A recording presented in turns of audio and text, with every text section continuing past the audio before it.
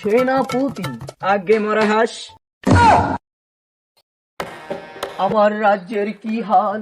সবাই খিদের জ্বালায় না খেতে পেয়ে খাচ্ছে চুলবাল। না না না না সেনাপতি, আমি একেবারে বরখাস্ত করব না। আহ, বড়টা আইছে, সারা বছর খবর পাইনি, এখন এসে রাজ্যের লোকে আগলা ফিরে। সেনাপতি, আজ্ঞে হুজুর। তুমি কথা বলো না কেন? হুজুর কি বলবো, কথা আমার মনে অনেক ব্যথা। না না সেনাপতি, কিসের ব্যথা আমাকে খুলে বলো।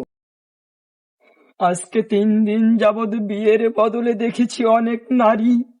কি বলো সেনাপতি? তাহলে কি মেয়ের নাই কোনো ঘর বাড়ি? মেয়ের বাপে কি করে দৈনিক চুরি?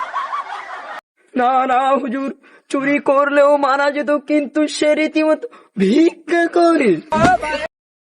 না না সেনাপতি, এ আমি একেবারে মানতে পারছি না।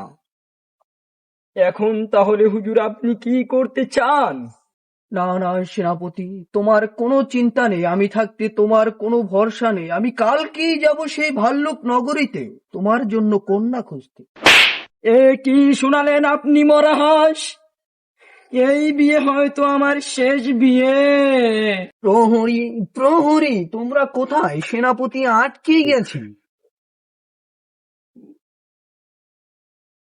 কি হয়েছে মহারাজ? আদেশ করুন। সেনাপতিকে জলদি পঞ্চায়েতের কাছে নিয়ে যাও।